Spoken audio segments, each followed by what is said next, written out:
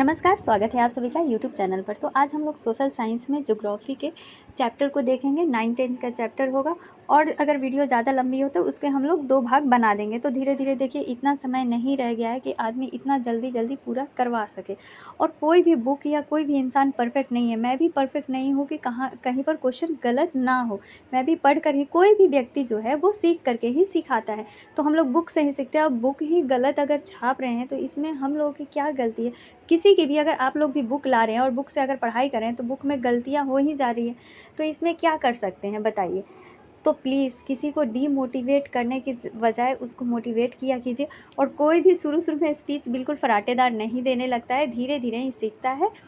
तो चलिए, बस इतना ही कहना था। अगर कहीं पर मेरी बात बुरी लग जाए तो मैं उसके लिए क्षमा चाहती हूँ। हम लोग अपने टॉपिक की तरफ बढ़ते हैं।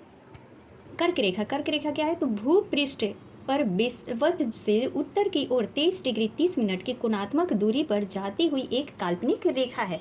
कर्क रेखा क्या है? तो एक काल्पनिक रेखा है जो कि विषुवत रेखा से उत्तर की ओर 23 डिग्री 30 मिनट कोणात्मक मतलब कोण की दूरी से जाती हुई क्या है? एक रेखा है। भारत की मानक मध्याह्न रेखा जो कि 82 डिग्री 30 मिनट पूर्व की मध्याह्न रेखा है, जिसका स्थानीय समय सारे देश का मानक समय माना जाता है। तो प्रश्न पूछा जाता है कि भारत की मानक मध्याह्न रेखा का मान कितना है? तो 82 डिग्री 30 मिनट। ठीक। उपमहाद्वीप क्या होता है? तो एक बड़ी भौगोलिक इकाई जो शेष महाद्वीप से स्पष्टता क्या होती है? भिन्न पड़ती है। मतलब सब अलग महाद्वीप से क्या है, उपमहाद्वीप जो होता है वो थोड़ा अलग पड़ता है। प्रायद्वीप क्या होता है? तो वह भूभाग जो तीन ओर से जल से घिरा हुआ हो उसे क्या कहते हैं? प्रायद्वीप कहते हैं। जो तीनों ओर से घिरा हुआ है, किससे? जल से। द्वीप क्या होता है? तो वह छोटा भूभाग जो चारों ओर से जल राशि से घिरा हुआ, मतलब वो छोटा सा रहता है। द्वीप जो रहता है वो चारों तरफ से घिरा रहता है और प्रायद्वीप जो रहता है वो तीन तरफ से घिरा रहता है। दर्रा क्या है? तो पर्वत। देखिए, दोनों तरफ जैसे जो पर्वत हो गया और नेचुरल तरीके से ही, मतलब पहाड़ में ही अपने आप एक रास्ता हो, प्राकृतिक मार्ग प्रदान करता हो, उसी को क्या कहते हैं? तो दर्रा कहते हैं। भारतीय मानक समय, मानक मध्याह्न अभी हम लोग देखे थे, भारतीय मानक मध्याह्न समय कौन सा होता है? तो 82 डिग्री 30 मिनट। विषुवत रेखा या भूमध्य रेखा क्या है? तो यह एक काल्पनिक रेखा है जो सभी बिंदुओं पर उत्तरी ध्रुव और दक्षिणी ध्रुव के मध्य खींची गई है और पृथ्वी को ये 2 बराबर भागों में बांटती है। नेक्स्ट है हमारा, देखिए फ्रेंड्स, दिन में वीडियो रिकॉर्ड करना बहुत मुश्किल हो जाता है, तो थोड़ा थोड़ा अगर आवाज़ जाए तो प्लीज़ उसको मैनेज कर लीजिएगा। अगला है हमारा अक्षांश। क्या होता है? तो किसी स्थान की विषुवत रेखा से कोणीय दूरी को क्या कहते हैं? अक्षांश रेखा। किस रेखा से? तो विषुवत रेखा से कोणीय दूरी को।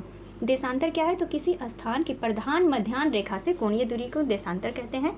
भारतीय संघ में जो भारत राज्य कितने संघ है? तो 28 राज्य और 8 केंद्र शासित प्रदेश सम्मिलित है भारतीय संघ में। स्वेज नहर के बारे में बोला गया है, तो लाल सागर और भूमध्य सागर को ये नहर क्या करती है? तो मिलाती है, स्वेज नहर। अब चलिए इनसे जुड़े कुछ जो मेन पॉइंट है उसको देख लेते हैं, जिनसे कि हमारे एग्जाम में प्रश्न पूछे जा सकते हैं। भारत के भूभाग का कुल क्षेत्रफल विश्व के कुल क्षेत्रफल का 2.4% है। ठीक है, कितना प्रतिशत है? तो 2.4% है। और जनसंख्या का मतलब जो क्षेत्रफल है, जनसंख्या की दृष्टि से कितना है? अगर जनसंख्या की दृष्टि से प्रतिशत पूछ लेता है तो अकेले भारत में 17% जो जनसंख्या है वो निवास करती है। भारत के भूभाग का कुल क्षेत्रफल कितना है? तो 32.8 लाख। टोटल अगर पूछ लेता है तो 32,87,263 वर्ग किलोमीटर है भारत का कुल क्षेत्रफल। भारत विश्व का 7वां सबसे बड़ा देश है, ये तो सभी को पता है, और उत्तरी गोलार्ध में यह स्थित है। कर्क रेखा भारत को 2 बराबर भागों में बांटती है। भारतीय उपमहाद्वीप में कौन कौन शामिल है? तो ये प्रश्न पूछा जाता है कि भारतीय उपमहाद्वीप में कौन शामिल है? तो भारत, पाकिस्तान, नेपाल, भूटान तथा बांग्लादेश, ये सभी जो है ये शामिल हैं।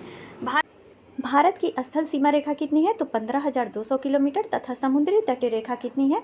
तो 7,516.6 किलोमीटर। यानी जो स्थल सीमा रेखा है वो तटीय सीमा रेखा की 2 गुनी है। भारत का विस्तार 30 डिग्री देशांतरों के बीच होता है। भारत का विस्तार कितना? तो 30 डिग्री देशांतरों के बीच होता है। भारत की मुख्य भूमि का दक्षिण सिरा कौन सा है? कन्याकुमारी। और उत्तर वाला सिरा है जम्मू कश्मीर। भारत का पश्चिम वाला सीमा है गुजरात और पूर्वी जो सिरा है वो है अरुणाचल प्रदेश। और भारत के जो पूर्व और पश्चिम सिरों का जो स्थानीय समय है वो कितने घंटे का अंतर है? तो 2 घंटे का अंतर होता है। मान लीजिए 2 घंटे पहले सूर्य भगवान सबसे पहले यहाँ अरुणाचल प्रदेश में हो गए, उसके 2 घंटे बाद गुजरात में दिखाई देते हैं, तो 2 घंटे का अंतर पाया जाता है। अगला जो तथ्य है वो है कि कन्याकुमारी पर अरब सागर, बंगाल की खाड़ी तथा हिंद महासागर आपस में मिलते हैं। तो ये पूछ लेगा कि तीनों जो सागर है वो भारत के किस बिंदु पर मिलते हैं? तो कहाँ मिलते हैं? तो कन्याकुमारी पर। अरब सागर, बंगाल की खाड़ी और हिंद महासागर नीचे है, तो नीचे ही चारों साइड से आ जाएगा इधर इधर। भारत के राज्यों में राजस्थान का क्षेत्रफल सबसे अधिक है। अंडमान निकोबार द्वीप समूह बंगाल की खाड़ी में स्थित द्वीप समूह है। लक्षद्वीप अरब सागर में स्थित द्वीपों का समूह है। लक्षद्वीप किस साइड है? तो अरब सागर में स्थित है। दो देशांतरों के बीच सूर्य उदय होने में 4 मिनट का अंतर होता है। मोस्ट इंपॉर्टेंट है कि दो देशांतरों के बीच जो है सूर्य उदय होने में कितना मिनट का अंतर होता है? तो वो होता है 4 मिनट का। अगला है हमारा अरुणाचल प्रदेश का शाब्दिक अर्थ क्या होता है? तो सूर्योदय का प्रदेश है। अरुण का मतलब ही होता है सूर्य, तो अरुणाचल प्रदेश का शाब्दिक अर्थ हो गया सूर्योदय का प्रदेश। और भारत के अंदर सबसे पहले सूर्योदय कहाँ होता है? तो अरुणाचल प्रदेश में होता है। मेघालय का शाब्दिक अर्थ है बादलों का घर। मेघ का मतलब बादल, तो बादलों का घर। और यह प्रदेश बादलों से हमेशा क्या रहता है? ढका हुआ रहता है। एंड नेक्स्ट है कि भारत के पड़ोसी जो देश है कौन कौन से हैं? तो पाकिस्तान, अफगानिस्तान, चीन, नेपाल, भूटान, म्यांमार, बांग्लादेश, श्रीलंका और मालदीव। ये सब क्या है? भारत के पड़ोसी देश है। अब इस चैप्टर से जुड़े कुछ 2-4 प्रश्न को देख लेते हैं। तो क्षेत्रफल की दृष्टि से भारत का विश्व में कौन सा स्थान है? तो 7वां स्थान है। भारत के अक्षांशीय एवं देशांतरीय विस्तार में लगभग कितनी डिग्री का अंतर है? तो 30 डिग्री का अंतर होता है। कि मानक मध्याह्न रेखा का मान कितना है? तो वो है 82 डिग्री 30 मिनट। ठीक है। भारत का स्थलीय सीमा रेखा तटीय सीमा रेखा के लगभग कितनी है? तो स्थलीय सीमा कितनी है? 15,200 किलोमीटर। और तटीय सीमा कितनी है? तो 7516.6 किलोमीटर, यानी 7,516.6 किलोमीटर। तो स्थलीय सीमा कितनी हो गई? दुगनी हो गई ना, 7 दूनी 14 ऐसे करके कर लीजिए, तो दुगनी हो रही है। तो इसका आंसर क्या हो जाएगा हमारा? कि दुगनी है लगभग। स्थलीय सीमा जो है तटीय सीमा से 2 गुनी है। भारत एवं चीन के बीच की सीमा रेखा का नाम क्या है? तो वो है मैकमोहन, और पाकिस्तान के साथ रेड क्लिफ। अब आ जाते हैं हमारा दूसरा चैप्टर जो है वो है भौतिक स्वरूप, संरचना एवं उच्चावच। देखिए ये शब्दावली दिया हुआ है, तो इसके हम लोग महत्वपूर्ण पॉइंटों को ही देख लेते हैं जो स्मरणीय तथ्य हैं। कुछ शब्दों को देखिए जिनसे कि प्रश्न पूछे जा सकते हैं। लैगून क्या होता है? तो एक खारे पानी की झील जो रेत के टीलों में समुद्र से अलग हो गई हो, उसे क्या कहेंगे? इस प्रकार से प्रश्न पूछ सकता है, तो उसे कहते हैं लैगून। टेथिस क्या होता है? तो 2 प्राचीन भूखंडों के बीच स्थित संकरा और उथला समुद्र, वो क्या कहलाता है? टेथिस कहलाता है। दर्रा क्या कहलाता है? तो किसी पर्वत श्रृंखला में कोई निचला स्थान जिसमें से हो करके दर्रा मार्ग निकलता है, मतलब 2 पर्वतों को नेचुरल तरीके से जो रास्ता बना हुआ रहता है ना, प्राकृतिक तरीके से, उसी को दर्रा कहते हैं। कैनियन क्या है? तो नदी के दोनों ओर दीवार की भांति खड़े 2 ढाल की अंग्रेजी में आई अक्षर की आकृति वाली घाटी को क्या कहते हैं? तो कैनियन कहते हैं। जलोढ़ मैदान, जलोढ़ से निर्मित समतल निम्न भूमियाँ जो होती है उसी को जलोढ़ मैदान कहते हैं। अब सारी प्लेटें क्या होती है? तो भूगर्भीय या स्थल मंडलीय प्लेटें जो एक दूसरे से क्या होती हैं? अलग या दूर हो रही होती हैं, उसे अब सारी प्लेटें कहते हैं। और अभिसारी जो भूगर्भीय या स्थल मंडलीय प्लेटें जो एक दूसरे से निकट आ रही हैं, मतलब नज़दीक आ रही हैं, तो उसे अभिसारी, और दूर जा रही हैं तो उसे अपसारी। सतत वाहिनी नदियाँ जो सारे मतलब सालों भर क्या रहता है? पानी भरा रहता है, उसे सतत वाहिनी नदियाँ कहते हैं। दोआब क्या होता है? तो 2 नदियों के बीच की भूमि को क्या कहते हैं? दोआब कहते हैं। लैगून का तो हो ही गया। इनसे जुड़े कुछ तथ्य देख लेते हैं, क्योंकि ये चैप्टर का ही मेन पॉइंट होता है, चैप्टर से जुड़े हुए, जिनसे कि एग्जाम में प्रश्न आ सकता है। तो भूगर्भ शास्त्रियों ने भौतिक आकृतियों के निर्माण में प्लेट विवर्तनिक सिद्धांत को सर्वमान्य माना है। प्लेट विवर्तनिक सिद्धांत को क्या माना है? सर्वमान्य माना है। प्लेट विवर्तनिक सिद्धांत के आधार पर ऊपर परपटी 7 बड़ी और कुछ छोटी छोटी प्लेटों में बटी हुई है। देखिए अब ये प्रश्न पूछ सकता है ना कि प्लेट विवर्तनिक जो सिद्धांत है उसके आधार पर जो परपटी है पृथ्वी की, वो कितनी बड़ी भागों में बांटी गई है? तो वो बांटी गई है 7। ऊपर की परपटी जो है 7 बड़ी और कुछ छोटी छोटी प्लेटों में बटी हुई है। ब्रह्मपुत्र नदी की लंबाई लगभग कितनी है? तो 2900 किलोमीटर। अच्छा, गंगा नदी की लंबाई कितनी है? तो भारत में 25-25 याद रखिए। संसार का सबसे बड़ा डेल्टा गंगा ब्रह्मपुत्र डेल्टा है। सबसे बड़ा डेल्टा कौन सा है? तो गंगा ब्रह्मपुत्र डेल्टा है। संसार का सबसे ऊंचा शिखर माउंट एवरेस्ट है, जो नेपाल में स्थित है। इसकी ऊंचाई कितनी है? तो 8848 याद रख लीजिए, या फिर 8848 मीटर।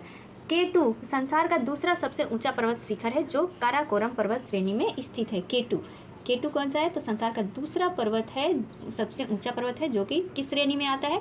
तो काराकोरम श्रेणी में आता है। K2 से काराकोरम याद रखिएगा, क्योंकि पर्वत श्रेणी भी पूछता है। भारत का सबसे ऊंचा पर्वत शिखर कंचनजंगा है, जो सिक्किम में स्थित है। अगर भारत का पूछता है कि सबसे ऊंचा पर्वत शिखर कौन सा है, तो कंचनजंगा है, जो कि सिक्किम में स्थित है। इसकी ऊंचाई कितनी है? तो 8598 मीटर के लगभग है। मध्य हिमालय और शिवालिक श्रेणियों के बीच की समतल घाटियों को दून कहा जाता है। दून किसे कहा जाता है? तो जो मध्य हिमाचल है और शिवालिक श्रेणियों के बीच की जो समतल घाटियाँ होती हैं उसको क्या कहते हैं? दून कहते हैं। जैसे देहरादून हो गया, पाटली दून हो गया, ये सब क्या है? दून है। सिंधु और सतलज नदियों के बीच की पर्वतीय भाग को पंजाब हिमालय कहते हैं। ये प्रश्न अगर बीपीएससी का आप लोग दिए होंगे टीचर वाला, तो उसमें ये कुमायूं वाला आया था कि सतलज और काली नदियों के बीच के पर्वतीय भाग को क्या कहते हैं? तो कुमायूं कहते हैं, काली कुमायूं कहते हैं। सिंधु और सतलज नदियों के बीच के पर्वतीय भाग को क्या कहते हैं? तो पंजाब हिमालय कहते हैं। और काली तथा तीस्ता नदियों के बीच के जो पर्वतीय भाग है उसको नेपाल हिमालय कहते हैं। तीस्ता और दिहंग नदियों के बीच के पर्वतीय भाग को असम हिमालय कहते हैं। दिहंग दे देगा या फिर सांगपो नदी भी दे सकता है। तो तीस्ता और दिहंग के बीच के जो पर्वतीय भाग है उसको असम हिमालय कहते हैं, जो कि अरुणाचल प्रदेश में स्थित है। भारत की जो पूर्वी सीमाएं हैं ना, उसके साथ जो भी पर्वत लगते हैं उसको क्या कहते हैं? तो पूर्वांचल कहा जाता है। लक्षद्वीप अरब सागर में। शिवालिक पर्वत श्रेणी उत्तर प्रदेश और हिमाचल प्रदेश में है। शिवालिक पर्वत श्रेणी कहाँ है? तो उत्तर प्रदेश और हिमाचल प्रदेश में स्थित है। कोचिन पतन जो है मालाबार तट पर स्थित है। कोचिन पतन मालाबार तट पर स्थित है। भारत के पश्चिमी तट के दक्षिणी भाग को मालाबार तट कहते हैं। भारत के पश्चिमी तट के क्या कहते हैं? तो मालाबार तट कहते हैं। देखिए कि भारत के पश्चिमी तट के जो दक्षिणी भाग है, जैसे ऐसे है ना, तो ये पश्चिम तट हो गया, और इसके दक्षिणी भाग को क्या कहेंगे? तो मालाबार तट कहते हैं। मद्रास पतन मालाबार पतन पर स्थित है। वह कोरोमंडल नाम से जाना जाता है। जो मद्रास पतन है हमारा, मालाबार पतन, वो किस नाम से जाना जाता है? तो कोरोमंडल के नाम से जाना जाता है। ट्यूटिकोरिन तमिलनाडु में स्थित है। ये सतपुड़ा पर्वत श्रृंखला अधिकतर नर्मदा और तापी नदियों के बीच मध्य प्रदेश में स्थित है। सतपुड़ा पर्वत जो है श्रृंखला वो कहाँ पर स्थित है? तो नर्मदा और तापी नदियों के बीच में स्थित है। पश्चिमी घाट पर्वत श्रेणी के दक्षिण की ओर तेज ढाल है। तेज ढाल से भी प्रश्न आता है ना, तो पश्चिमी घाट जो है पर्वत श्रेणी उसके दक्षिण की ओर क्या है? तेज ढाल है। विंध्याचल की उच्च भूमि कठोर अग्नि और कयांत्रित शैलों की बनी हुई है। मालाबार तट पर भारत के पश्चिमी तट के दक्षिण भाग को कहते हैं। मालाबार तट भारत के किस भाग को कहते हैं? तो पश्चिमी तट के दक्षिणी भाग को कहते हैं। अरावली पर्वत श्रेणी मुख्य रूप से गुजरात और राजस्थान में स्थित है। अरावली पर्वत श्रेणी कहाँ है? तो गुजरात और राजस्थान में स्थित है। इस चैप्टर से जुड़े 2-4 प्रश्न हैं। निम्नलिखित में से कौन सी चोटी भारत में स्थित नहीं है? देखिए नहीं है पूछ रहा है, तो केटू, कामेट, नर्मदा नदी, तो ये सभी हैं, लेकिन माउंट एवरेस्ट जो है ये कहाँ पर है? तो अभी हम लोग पढ़े थे कि नेपाल में स्थित है। बिहार के उत्तर पश्चिम किनारे पर हिमालय की कौन सी श्रेणी है? उत्तर पश्चिम पर बिहार के पूछ रहा है, तो वो है शिवालिक श्रेणी। कौन सी श्रेणी है? शिवालिक है। हिमालय के निर्माण में कौन सा सिद्धांत सर्वमान्य है? तो हिमालय के निर्माण में प्लेट विवर्तनिक सिद्धांत जो है वो सर्वमान्य है। अभी हम लोग पढ़े थे कि प्लेट जो विवर्तनिक सिद्धांत के आधार पर ही ऊपर परपटी 7 बड़ी और कुछ छोटी छोटी प्लेटों में क्या हुई है? बटी हुई हैं। सैंडल चोटी की ऊंचाई कितनी है? तो वो है 738 मीटर। टिक बी पर लगा है, लेकिन आंसर डी होगा। भारत का सबसे प्राचीन भूखंड प्रायद्वीपीय पठार है। अब आते हैं तीसरा चैप्टर हो गया हमारा अपवाह स्वरूप। इसके कुछ शब्दों को देख लेते हैं तथा इससे जुड़े अस्मरणीय तथ्यों को ही देख लेते हैं। तो ये तो नदी के बारे में पता ही होगा कि प्राकृतिक जलधारा जो पहाड़ों, झीलों या झरने से निकलकर समुद्र, किसी झील या किसी अन्य जल समूह में गिर जाती है वो क्या कहलाती है? नदी कहलाती है।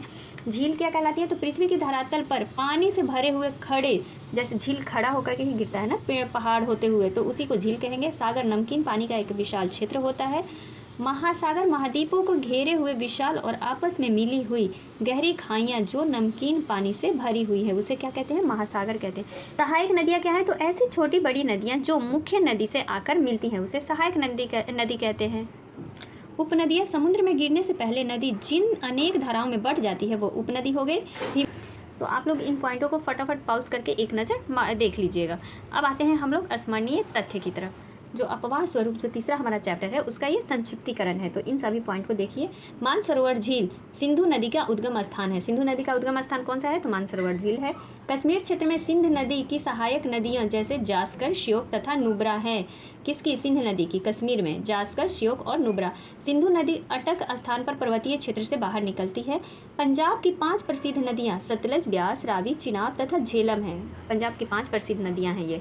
पंजाब की 5 प्रसिद्ध नदियों का सम्मिलित जल मिठानकोट स्थान पर सिंधु नदी से मिलता है। तो ये इंपॉर्टेंट है, इस पॉइंट को थोड़ा देख लीजिएगा कि जो पंजाब की 5 प्रसिद्ध नदियां हैं, अभी हम लोग नदियां जो देखें वो कहाँ पर मिलती है? तो मिठानकोट स्थान पर मिलती है। किससे मिलती है? तो सिंधु नदी से मिलती है।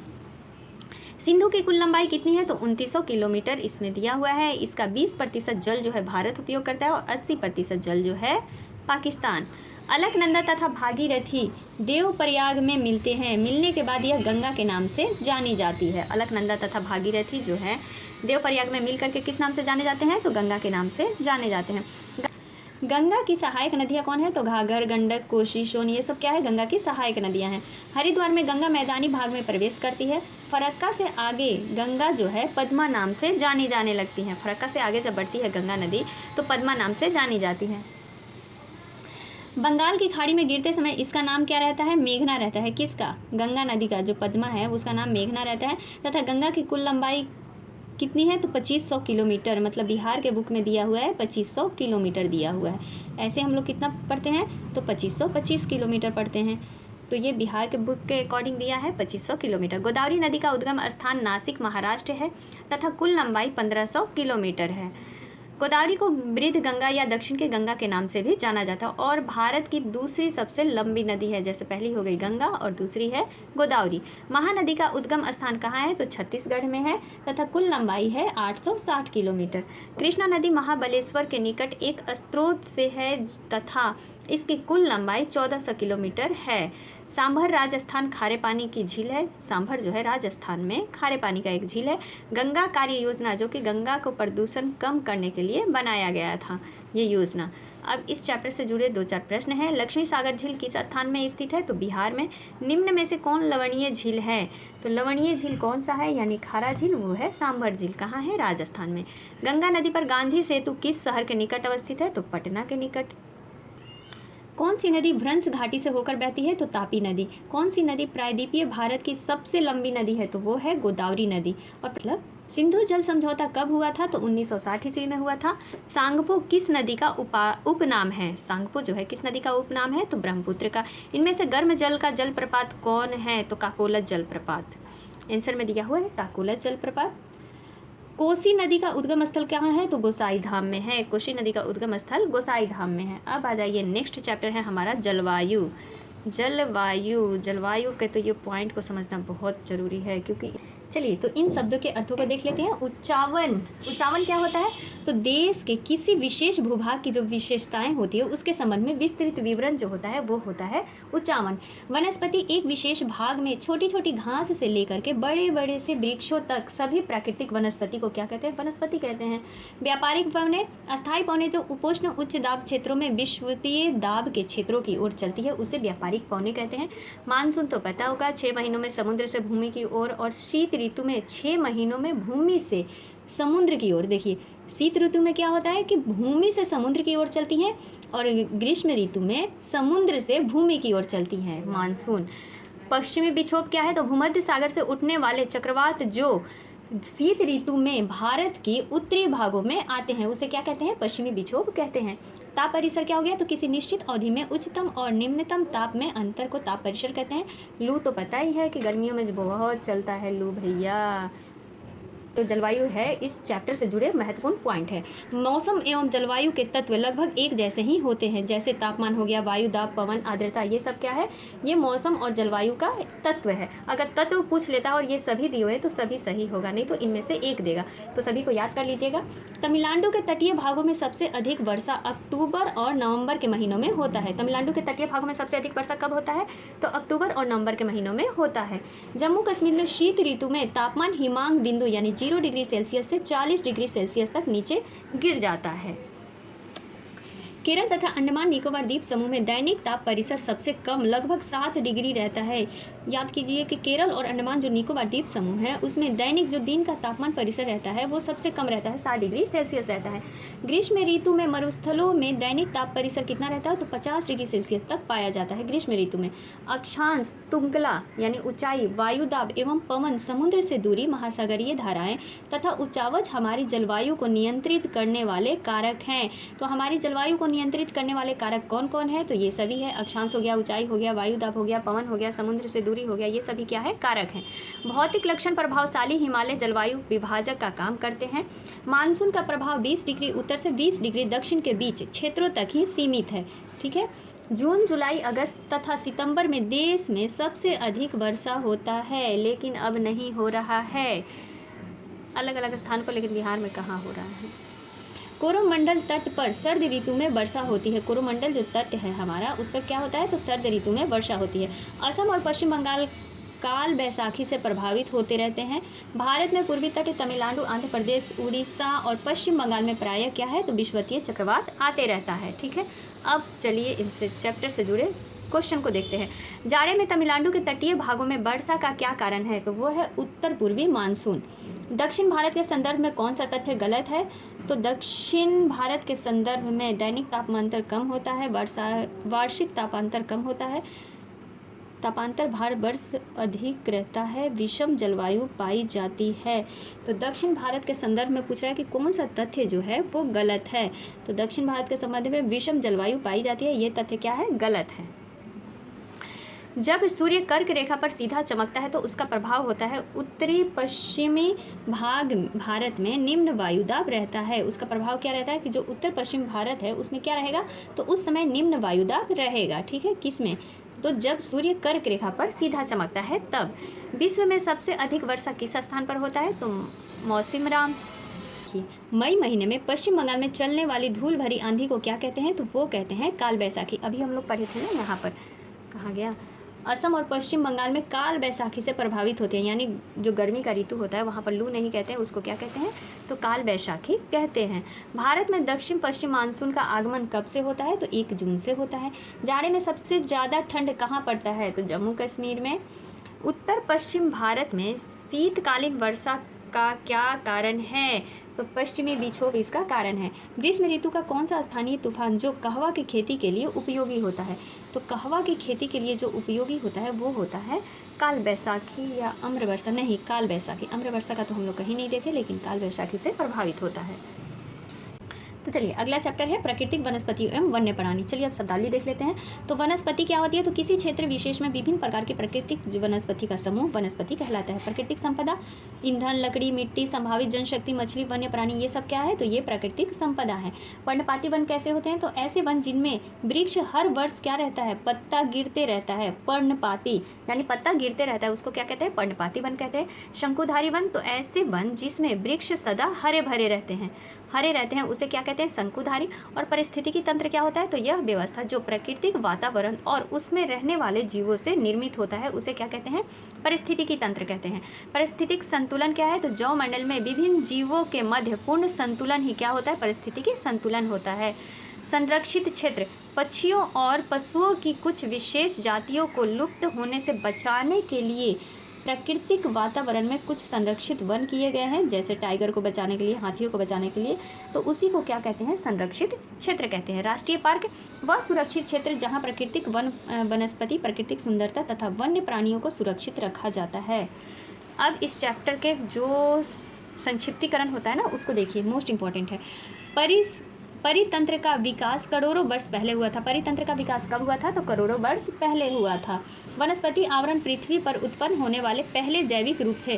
पहले जैविक रूप कौन थे, तो वनस्पति। भारत में लगभग 49,000 विभिन्न जातियों के पौधे पाए जाते हैं। भारत में लगभग 15,000 जातियों के फूल एवं पौधे पाए जाते हैं। देखिए यहाँ पर 49,000 जातियों के पौधे सिर्फ बोला है, और फूल और पौधे अगर मिला दिया है तो वो हो गया है 15,000।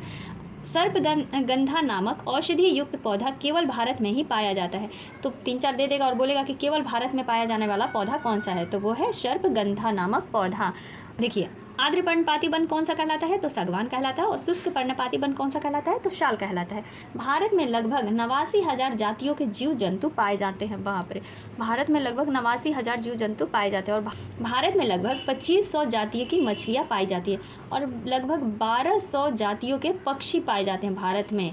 तो 1200 प्रकार के जो पक्षी है वो पाए जाते हैं भारत में, 2500 प्रकार की मछलियाँ पाई जाती हैं, 89,000 जीव जंतु पाए जाते हैं, 49,000 के पौधे मतलब अलग अलग प्रकार के पाए जाते हैं, और 15,000 के जो है जातियों के फूल पौधे पाए जाते हैं भारत में। जंगली गधे गुजरात के कच्छ रण में पाए जाते हैं। जंगली जो गधे होते हैं वो कहाँ पाए जाते हैं, तो गुजरात के कच्छ रण में। तेंदुआ हिमालय के उच्च भूभाग में पाए जाते हैं। भारत का राष्ट्रीय पशु शेर तथा राष्ट्रीय पक्षी मोर है। भारत का सबसे पहला जीव मंडल कौन सा है? तो नीलगिरी है। भारत में वन्य जीव अभयारण्यों की संख्या कितनी है? तो वो 528। अब इससे जुड़े प्रश्न, भारत में जीव संरक्षण अधिनियम कब लागू किया गया था? तो 1972 ईस्वी में। भरतपुर पक्षी विहार कहाँ स्थित है? तो भरतपुर जो पक्षी विहार है वो है राजस्थान में। भारत में कितने प्रकार की वनस्पति प्रजातियां पाई जाती हैं? तो देखिए, कहीं 46 दिया रहता है, कहीं 47,000 दिया रहता है, तो ऑप्शन के अकॉर्डिंग वहाँ आंसर टिक आउट करना है। अगला चैप्टर है हमारा जनसंख्या। तो जनसंख्या क्या होता है? स्त्री पुरुष बच्चों के सभी को मिला करके जो बनता है वो जनसंख्या हो गया। जनसंख्या घनत्व क्या है? तो कुल क्षेत्रफल के प्रति वर्ग किलोमीटर में लोगों की औसत जनसंख्या घनत्व कहलाती है। जनसांख्यिकी, जन्म दर हो गया, मृत्यु दर, यही सब दिया हुआ है, लेकिन इनसे जुड़े हम लोग तथ्य देखेंगे जिनसे कि प्रश्न पूछा जाएगा। तो सन 2001 की जनगणना के अनुसार भारत की जनसंख्या 102.7 करोड़ है। किसके अनुसार? 2001 की जनगणना के अनुसार। विश्व में सबसे अधिक जनसंख्या वाला देश कौन सा है? चीन है। वर्तमान में तो भारत हो गया है, पर अभी जनगणना नहीं हुई है तो हमें चीन के साथ ही जाना होगा। सन 2001 की जनगणना के अनुसार भारत की जनसंख्या का औसत घनत्व कितना है? भारत की जनसंख्या का औसत घनत्व 324 व्यक्ति प्रति वर्ग किलोमीटर है। अच्छा, बिहार का पूछ लेता है जनसंख्या घनत्व, तो वो है 1106। कितना है? 1106 है। जनगणना 2001 के अनुसार भारत में जन्म दर तथा मृत्यु दर क्रमशः कितना है? तो जन्म दर है 26.1% और मृत्यु दर है 8.7%। एक की जनगणना के अनुसार भारत में प्राकृतिक वृद्धि दर कितना है? तो 2.13% है प्राकृतिक वृद्धि दर। 2% की वृद्धि दर से जनसंख्या 35 वर्षों में दुगनी हो जाती है। 2001 की जनगणना के अनुसार भारत में संसार की कुल 16.5% जनसंख्या वास करती है। संसार की कुल, लेकिन यहाँ पर होगा संसार का 17, ठीक है, 17% जो जनसंख्या है वो भारत में निवास करती है। भारत में गाँवों की कुल जनसंख्या कितना है? तो 5 लाख से अधिक है। और भारत में केरल राज्य 1058 स्त्रियां और 1000 पुरुषों पर है। मतलब जो बोलते हैं ना लिंगानुपात, तो केरल में अधिक है लिंगानुपात। अब प्रश्न, भारत में सर्वाधिक साक्षरता दर किस राज्य में है? तो केरल में ही है। भारत की औसत आयु संरचना कितनी है? तो 64.6 है। कितनी है? 64.6 है। 2001 ईस्वी की जनगणना में प्रति 1000 पुरुषों पर महिलाओं के अनुपात की स्थिति क्या थी? तो वो थी 933। भारत का औसत जनसंख्या घनत्व प्रति वर्ग किलोमीटर कितना है? तो 324 या 325 कहीं दिया रहता है। तो ये हमारा हो गया जनसंख्या से प्रश्न। अब देखिए, इससे पूछा जाता है ना प्रश्न, बीपीएससी का एग्जाम दिए हैं तो भारत के पड़ोसी देश श्रीलंका का पूछ लिया था कि श्रीलंका कब आज़ाद हुआ है। तो चलिए इन सभी देशों को हम लोग फटाफट देख लेते हैं, ये इंपॉर्टेंट टॉपिक है। सबसे पहले हमारा है नेपाल। तो काठमांडू नेपाल की राजधानी है। लुम्बिनी क्या है? जहाँ पर कि गौतम बुद्ध का जन्म हुआ था। सागरमाथा क्या है? तो विश्व का सर्वोच्च शिखर माउंट एवरेस्ट को ही नेपाल में क्या कहा जाता है? सागरमाथा कहा जाता है। वीज़ा, दूसरे देशों में आने जाने के लिए जो वीज़ा बनता है ना, उसी को वीज़ा कहते हैं। और राजतंत्र, जो शासन राजा के द्वारा चलाया जाता है, उसे क्या कहते हैं? राजतंत्र कहते हैं। इससे जुड़े जो चैप्टर में दिए होंगे वो मेन पॉइंट।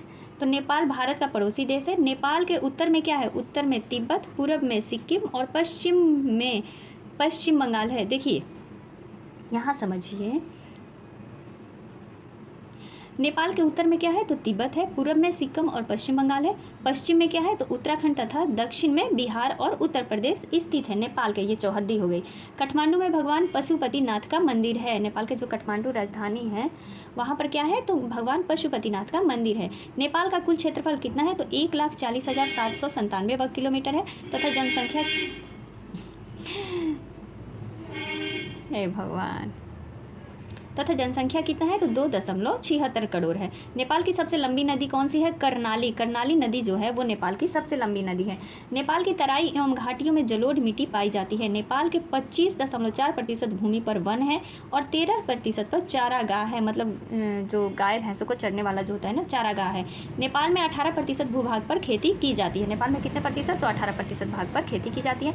नेपाल में खनिजों का अभाव है। तो अब्रक यहाँ का मुख्य खनिज है। नेपाल में खनिजों का अभाव है, लेकिन अब्रक जो है वहाँ का मुख्य खनिज है। औद्योगिक दृष्टि से नेपाल एक पिछड़ा देश है। यहाँ के मुख्य उद्योग सूती वस्त्र हो गया, चीनी, जूट, चमड़ा, वनस्पति तेल, तंबाकू, दियाशलाई, कागज, लुगदी, ये सब क्या होता है? निर्माण होता है नेपाल में।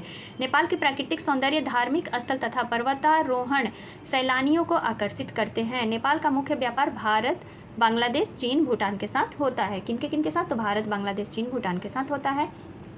व्यापार के लिए नेपाल को भारत के कलकत्ता बंदरगाह पर निर्भर रहना पड़ता है। पोखरन नेपाल का दूसरा बड़ा नगर है। अच्छा, पोखरन जो है नेपाल का दूसरा बड़ा नगर है। और अन्य प्रमुख नगर जो है वीरगंज एवं जनकपुर हैं।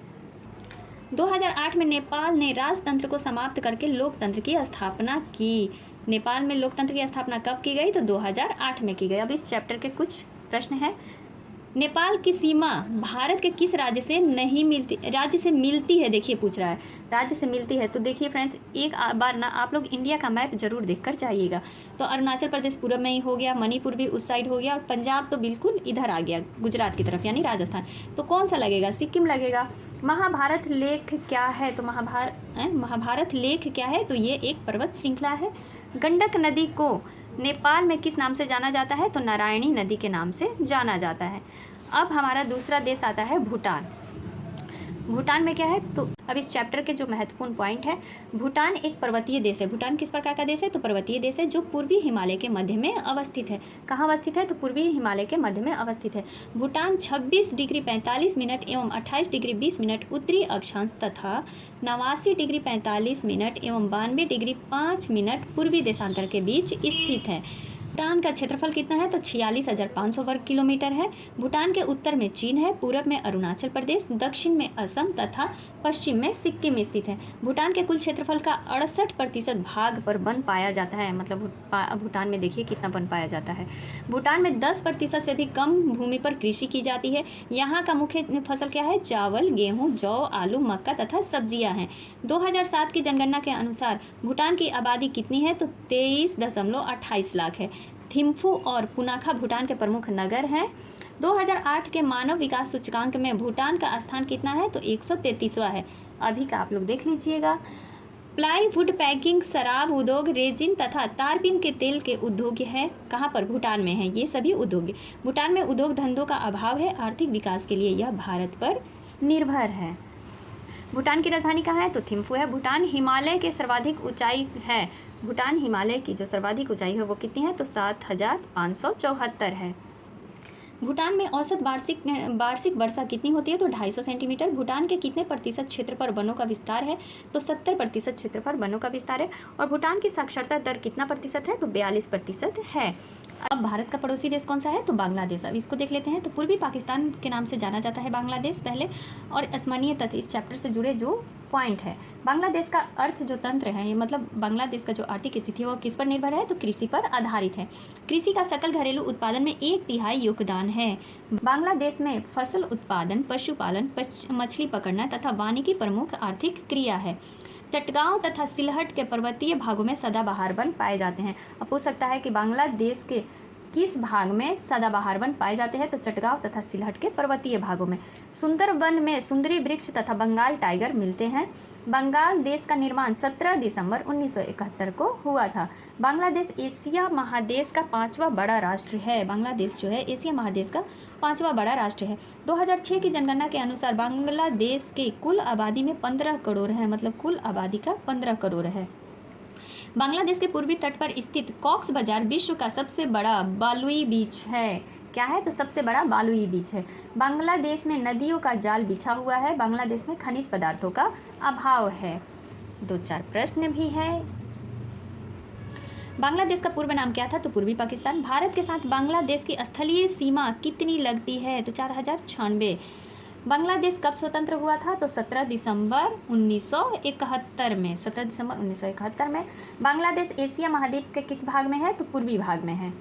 ब्रह्मपुत्र नदी को बांग्लादेश में किस नाम से जाना जाता है? तो जमुना के नाम से जाना जाता है। अब आ गया भारत का कौन सा पड़ोसी देश है? श्रीलंका। श्रीलंका से तो प्रश्न भी पूछा गया था। चैप्टर के कुछ महत्वपूर्ण पॉइंट है। श्रीलंका हिंद महासागर का एक बड़ा द्वीप है। क्या है? तो द्वीप है। श्रीलंका 1802 ईस्वी में ब्रिटिश साम्राज्य का उपनिवेश बना। कब बना था? 1802 ईस्वी में। 4 जनवरी 1948 ईस्वी को श्रीलंका एक स्वतंत्र देश बना था। श्रीलंका का आकार अंडाकार या बंद मुट्ठी के समान है। श्रीलंका का आकार किस प्रकार का है? अंडा आकार है या फिर बंद मुट्ठी का है। और भारत का आकार कैसा है? तो चतुष्कोणीय है। पाक जल संधि द्वारा श्रीलंका भारत से अलग होता है। कोलंबो देश की राजधानी एवं सबसे बड़ा नगर है। श्रीलंका की राजधानी कौन सी है? कोलंबो है, जो कि देश सबसे बड़ा नगर है। श्रीलंका की जलवायु कैसी है? तो मानसूनी है। महाबली, गंगा, पान और अरुबी यहाँ की प्रमुख नदियाँ हैं। नदियों का नाम भी देखिए, महाबली, गंगा, पान और अरूबी यहाँ की प्रमुख नदियाँ हैं। उत्तरी मैदानों में जलोढ़ मिट्टी पाई जाती है। वनों में रबड़, सिंकोना, गट्टा पर्चा और चेरू की लकड़ियाँ मिलती है। श्रीलंका में विषुवतीय वनस्पति पाई जाती हैं। श्रीलंका में व्यावसायिक कृषि अधिक होता है। कृषि आधारित उद्योग अर्थव्यवस्था का मुख्य आधार है। कृषि आधारित जो उद्योग है वो अर्थव्यवस्था का मुख्य आधार है। त्रिकोमाली एवं कोलंबो प्रमुख बंदरगाह है। श्रीलंका के प्रमुख बंदरगाह कौन से हैं? तो त्रिकोमाली और कोलंबो। श्रीलंका में लघु उद्योगों का विकास की असीम संभावनाएं हैं, मतलब लघु उद्योग जो है उसके विकास की सबसे अधिक संभावनाएं हैं। श्रीलंका की आकृति कैसी है? तो अंडाकार है। पिदुर ताल गला श्रीलंका का एक प्रमुख स्थल कृति है। तो क्या है? तो वो है शिखर है। श्रीलंका की राजधानी कहाँ है? तो कोलंबो है। भारत से श्रीलंका को कौन सा अलग करता है? कौन सी जल संधि? तो पाक जल संधि अलग करती है। इस वीडियो बहुत लंबी हो जाएगी, अभी बहुत है, तो इसको हम लोग बाद में कर लेते हैं, दूसरा पार्ट में लेकर के डाल दूंगी बहुत जल्द। भारत का जो संसाधन बच गया है, अभी मानचित्र अध्ययन है, मतलब 4-5 पॉइंट और है, तो दूसरी वीडियो बहुत जल्द आ जाएगी। तो मिलते हैं अगली वीडियो में, तब तक के लिए आप सभी का दिल से धन्यवाद। कहीं अगर त्रुटि हो गई हो तो क्षमा कीजिएगा।